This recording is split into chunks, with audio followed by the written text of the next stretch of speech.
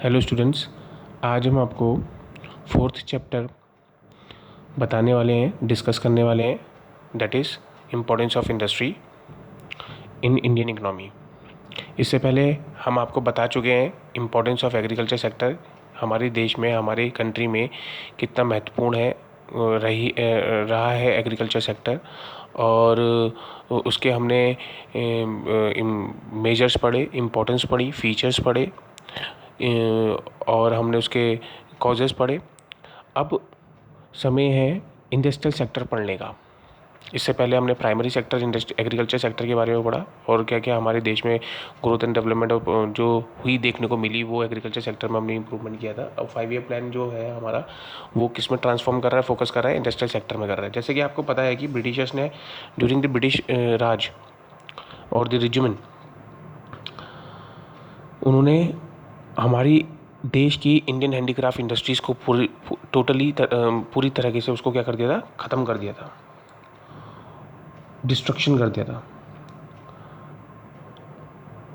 और वो धीरे धीरे क्या कर रहे थे, मॉडर्न इंडस्ट्रीज़ को डेवलप कर रहे थे। So during 5 year plan, various planners realize the need to develop the industry because industry play very important role for our economic growth and development. So that's why planner realized the need for the direct role of the government in the process of industrial sector. वहाँ पर ज़रूरत थी कि जो हमारी central government है वो directly क्या करे, रोल प्ले करे किसमें, in the process of industrialisation में। तो सबसे पहले हम आपको इंडस्ट्री के बारे में बता दें। What do you mean by the industry? Industry is a sector which produce the goods and services within a country. You can also said industry is a group of manufacturers, group of businesses that produce the particular type of goods and services. As you know that, हम आपको बता दें, the word industry has been derive from the Latin word. इसको Latin word से derive किया गया है, that is called industria. That is called Latin word से डिराइव किया गया है, जिसको हम क्या बोलते हैं, इंडस्ट्रिया बोलते हैं, विच मीन्स हार्ड वर्क और diligence.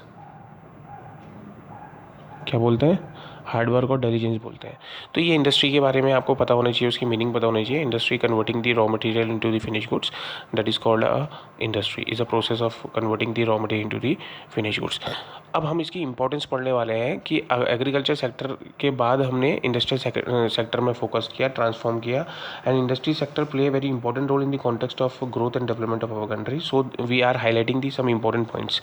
The first point is epicenter of economic growth. Industries serve as the epicenter of economic growth.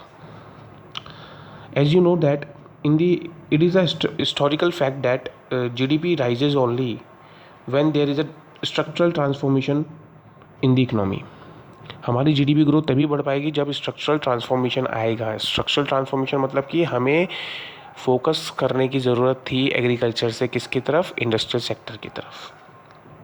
Industry start replacing agriculture sector as the engine of growth of our economy. So, as you know that industry produce huge variety of goods and services, and the consumer would like to be consumed as much as possible as their income increases. जैसे कि आपको बता दें कि इंसान ज़्यादा से ज़्यादा लग्जीरियस आइटम में पैसे खर्च करने की प्रवृत्ति रखता है, मतलब उसको अच्छा लगता है कि ज़्यादा से ज़्यादा उसका जो स्पेंडिंग पैटर्न है वो ज़्यादा से ज़्यादा खर्च किस में करता है, लग्जीरियस आइटम में खर्च करता है, rather than the basic foods, wheat और राइस वगैरह। ये तो डेली खाने की बातें हो गई। जो एग्रीकल्चर डिमांड गुड्स, सिर्फ और सिर्फ एग्रीकल्चर जो सेक्टर था वो सिर्फ और सिर्फ आपकी फूड क्राइसिस को पूरा करने के लिए इम्प्रूवमेंट था, उससे ज़्यादा वो और कुछ डेवलपमेंट नहीं कर सकता था। तो there is a need to be develop the industrialisation, क्योंकि जब हमारे देश में ज़्यादा से ज़्यादा गुड्स एंड सर्विसेज प्रोड्यूस होंगे, various variety of goods and services produce होंगे, तभी हमारे देश की क्या होगी, लोगों की लिविंग स्टैंडर्ड भी इम्प्रूव होगा, इनकम भी बढ़ेगी और वो ज़्यादा कॉन्शियस होंगे अपनी हेल्थ अपने लिविंग स्टैंडर्ड को लेके। तो ये बहुत ज़्यादा ज़रूरी था हमारे देश के लिए कि इंडस्ट्रियलाइजेशन हो। दूसरा है तो that's why we called industrialisation is the epicentre of the economic growth.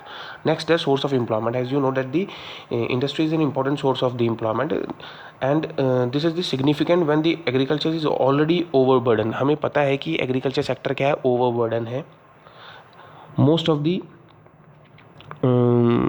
Indian people engage in 75% population engage in agriculture sector. So the labor force is rising rapidly. हमारे देश में क्या है, लेबर फोर्स इंक्रीज होने में लगी है, बढ़ने में लगी है, और जैसे जैसे पॉपुलेशन बढ़ने में लगी है और एग्रीकल्चर सेक्टर इतना प्रेशर नहीं सहन कर सकता है। तो that's why there is a need to be focus on industrialisation which help to provide employment opportunities as much as possible. तो यहाँ पर ये रियलाइज़ किया गया था, that's why it is the major source of employment. Next है source of mechanise mean of farming. यहाँ पर है एग्रीकल्चर सेक्टर। आपको पता है कि agriculture play very important role in the mechanisation of farming.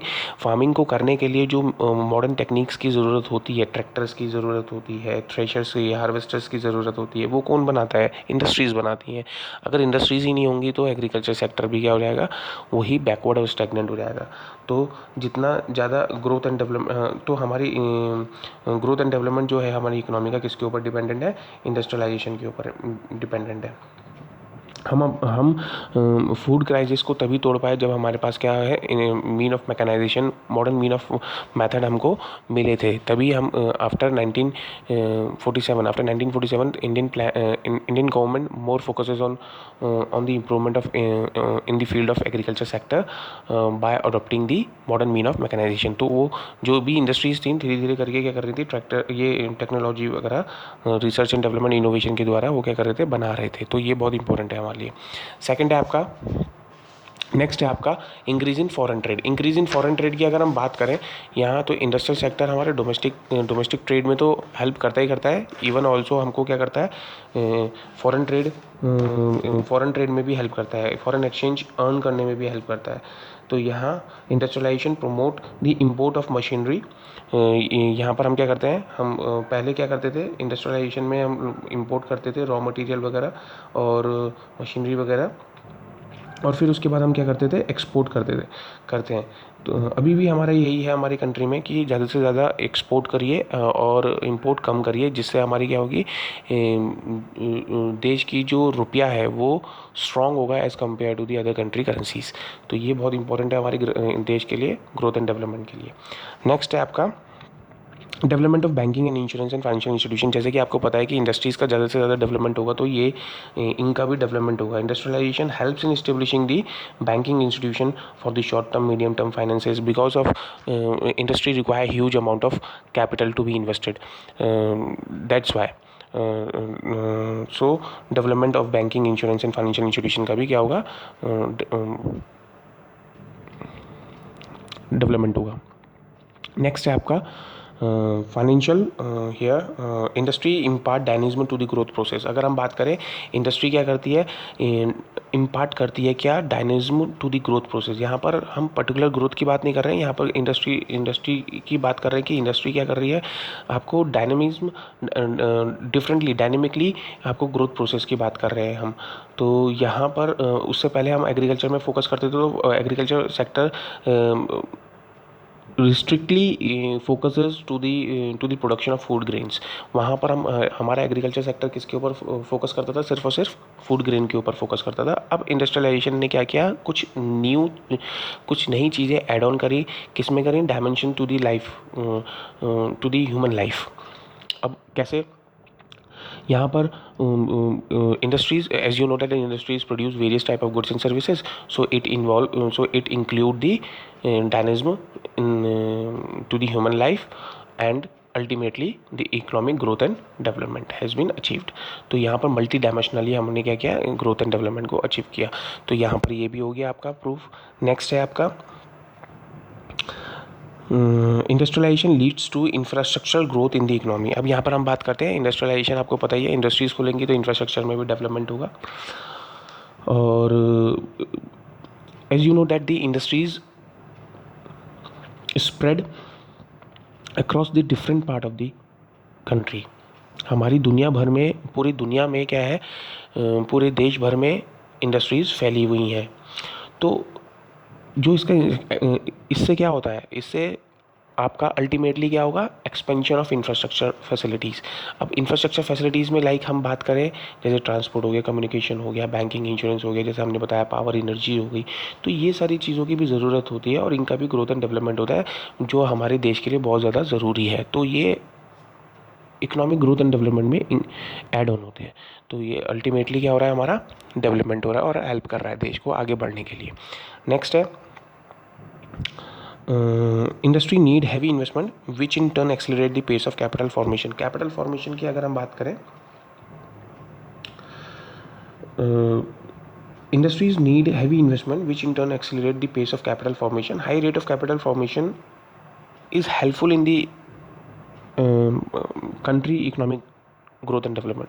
तो जितना ज़्यादा हमारा क्या होगा, पैसा इन्वेस्ट होगा, तो उतना ही क्या है, मार्केट में नई नई अपॉर्चुनिटीज़ आएंगी, लोग उसको क्या करेंगे, अपनाएंगे और एम्प्लॉयमेंट अपॉर्चुनिटीज़ बढ़ेंगी। एम्प्लॉयमेंट अपॉर्चुनिटीज़ में पर कैपिटा इनकम भी बढ़ेगा, पर कैपिटा इनकम बढ़ेगा तो डिमांड भी बढ़ेगी, और डिमांड बढ़ेगी तो लोग फिर से क्या करेंगे, स्पेंडिंग पैटर्न होंगी, क्या होगी, हाई होगी। तो ये ओवरऑल जो है हमारा एक्सेलरेट करता है, किसको, इकोनॉमिक ग्रोथ एंड डेवलपमेंट को करता है। नेक्स्ट है आपका last not least, help to promote the import substitution.